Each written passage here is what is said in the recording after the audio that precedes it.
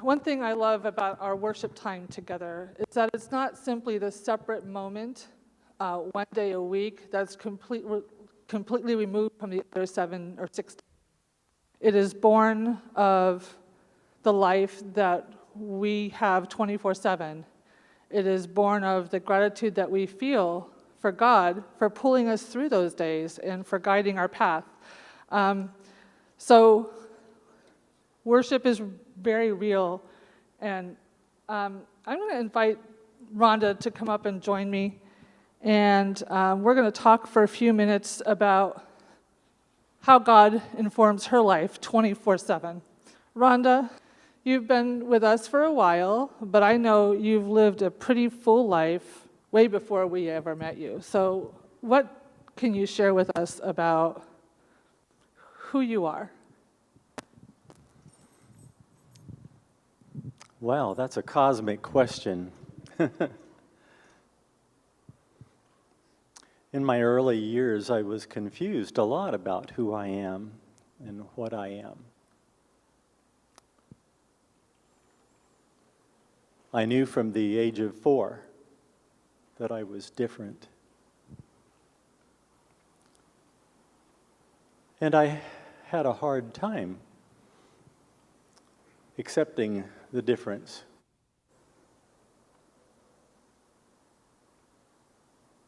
Born, for all intents and purposes, a boy. At least that's the way I looked when I was born.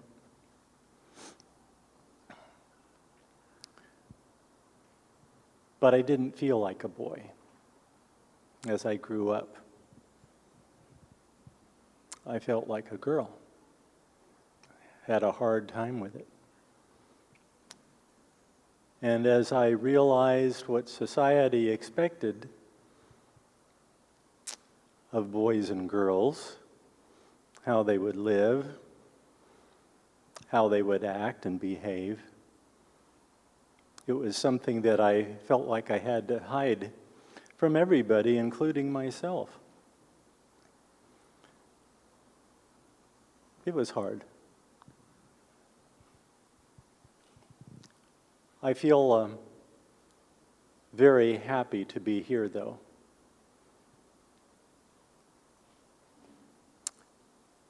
I grew up in a Seventh-day Adventist home, and it was kind of a split home because my father was an Adventist, my mother was not. And he took us to Sabbath school and church. And I experienced the love of God very early in my life. But I wasn't really a converted Christian. I was baptized at the age of 14, more because that's what kids my age were doing at about that time than anything else, I think. But I had opportunity to go to one of our Adventist academies at the age of 15. So 11th and 12th grades, I got a good Seventh-day Adventist Christian education, at least for 2 years. Before that, I had not had anything but public school. But that changed my life a good deal in many respects, but still didn't change who I am basically as far as my feelings of gender. After I graduated, I attended a 2-year public college, and I had some really hard times with my college professors who were deist or agnostic or atheist. It brought me to a point in my life where I was really searching my own feelings and beliefs. My faith was challenged. And I had to kneel down in prayer and ask God to do something for me. And a miracle happened that changed my life totally after that point in time. I can't go into the details because it would be much too long. But I'm absolutely 100% convinced that it was a miracle that made me never, ever question the existence of God.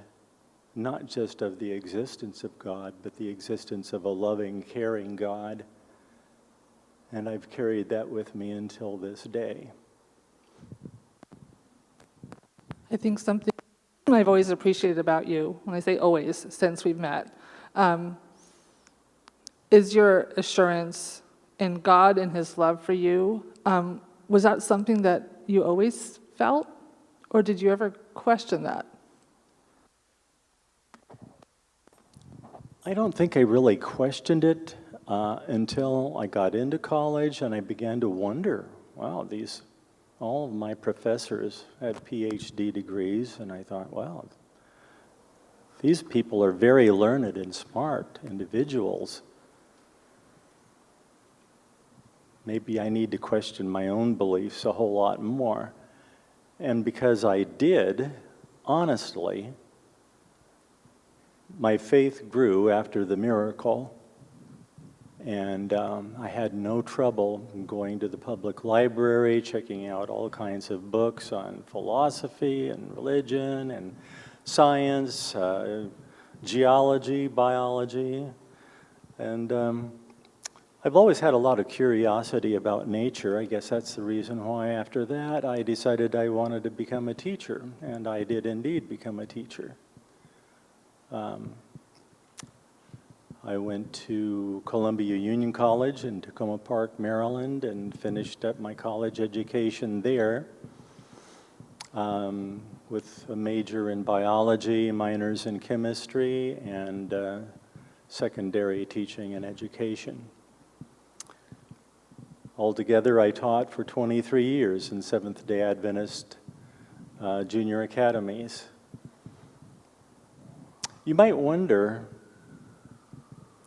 since I had this marvelous miracle at the age of 17, where I was asking God for help, if that would change anything about, or if I would be given any instruction about who I am or what I am as a transgender person.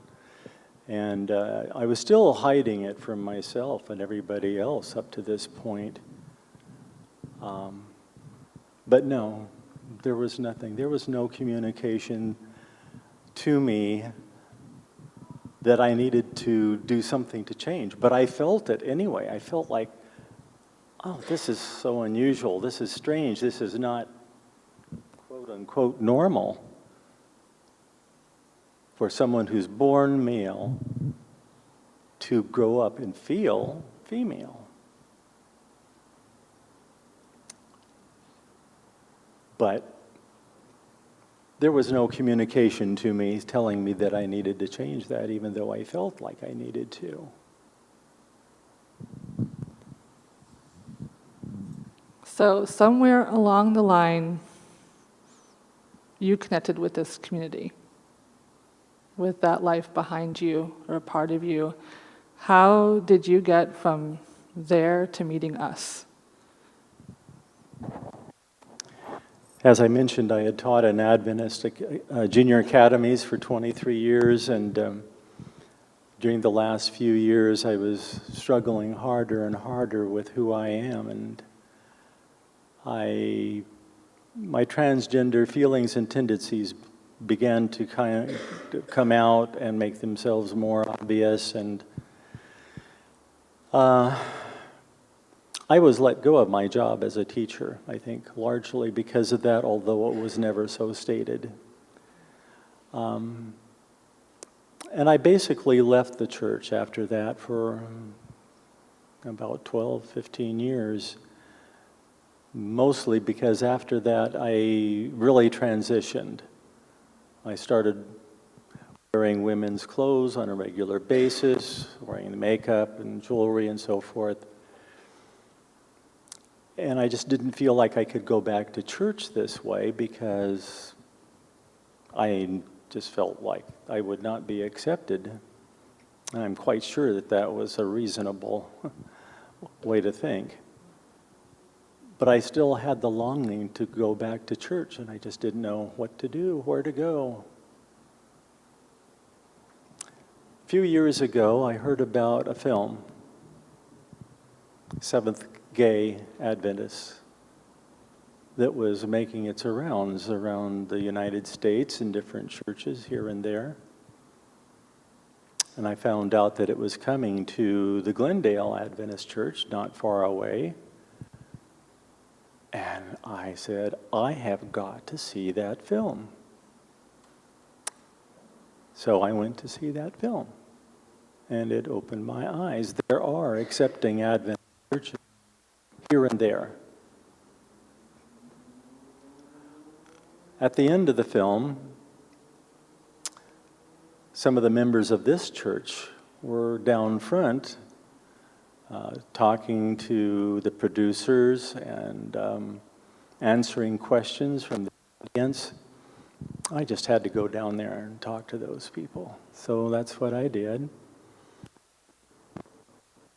And I think more than anybody else, seemed so loving and so accepting and caring.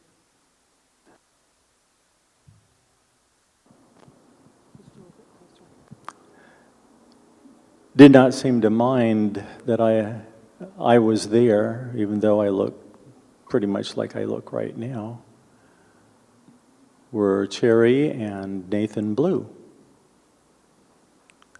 And they just seemed to be such loving, caring people. I said to myself, I have got to go to that church, wherever they are. I found out that they were members of this church. And I think it was a week or two later, I came through the front door, walked down to the third pew from the front on that side, right behind the Salvadors. And they turned around and greeted me. And I just felt like, wow, this is where I need to be. So you visited us for your first time, and here you still are, a couple years later. What is it that made you stay?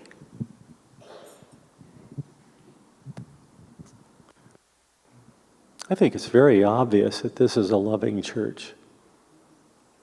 This is a church that does not care what color your skin is, your nationality, your religious beliefs, your political affiliation. All those things don't matter. What matters is you're a living, breathing human being, and we want you to be here. That's the way I felt when I came in. That's what I see still going on. God is love, and where love is, that's where God is, and it's where this church is. This is where I want to be. And I'm very glad that you joined us. For those of you who don't know, Rhonda is one of our newest elders here. And for those of you who the word elder doesn't mean anything, it is a word that has been used to describe members of a congregation that have committed themselves to ministry alongside of all of us, and to really commit a lot of their time to paying attention to the needs of each of us. In a really dedicated, focused, purposeful way. And it's not something random that happens, something where you feel called by God and people recognize that. And I think that Rhonda exemplifies a person who really shares her heart with people and has a desire to see others get to know God, which can be a challenging journey sometimes. So Rhonda, I think that you're someone that is very focused on, you're very focused on why you're here. You live a life of purpose. that's born out of your own challenges. And so what can you share with us about what you think your purpose is, and how does that connect with life here in Hollywood?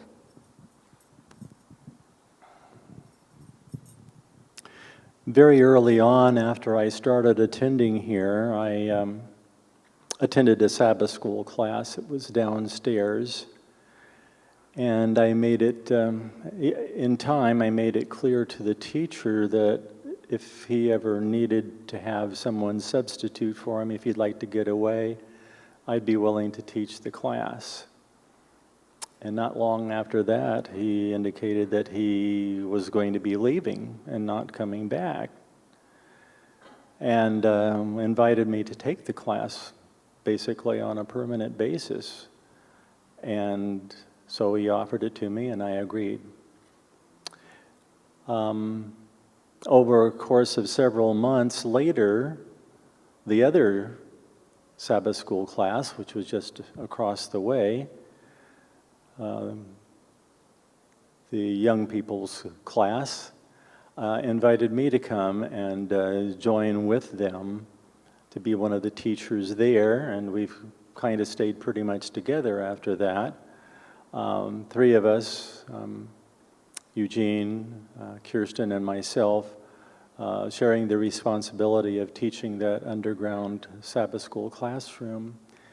And I really enjoy that. I enjoy having people search and try to find answers in the Bible and in other ways to test their own faith. I called my class originally Faith Builders. To me, in order to build your faith, it's important to tear down misconceptions of what faith is and what it's all about. And sometimes it's really hard to let go of something that just doesn't work and doesn't really make sense to yourself even. My purpose and direction in life is to try to help people find themselves, find their true selves and their destiny and their goals, and not just for themselves, but for God. One of the things that I do as a personal mission project is I started a Facebook transgender support group. That's been, well, that was back in the middle of July of 2012 when I started this group.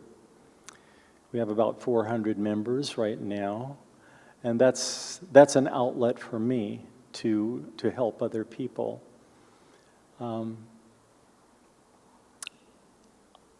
I don't know the full direction that my life is going to take, but I enjoy serving in whatever way I can.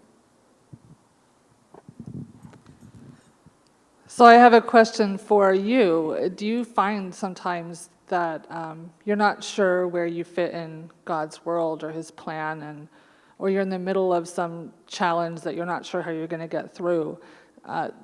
Those very messy parts of our life, and I know that you gave us a good summary of what you've experienced, but on a day-to-day basis, it gets pretty ugly sometimes when we're trying to figure out who we are and how to belong. And I've enjoyed my personal conversations with Rhonda to understand how her faith has moved her through those messy spaces. And I think she would definitely welcome anyone who is struggling with figuring out their place in the world and God's purpose.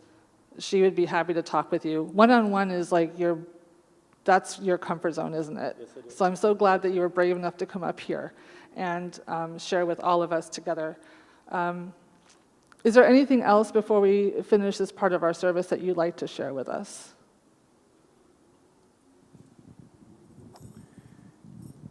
The only thing else that I would say that I'd like to share is that it's so important to be honest with yourself.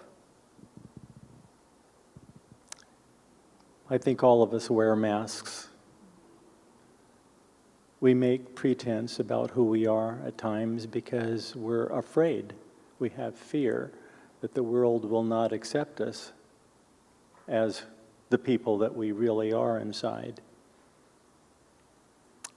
I think it's so rewarding and relieving to come out of the closet. And each of us may have a closet to come from. Thank you, Rhonda.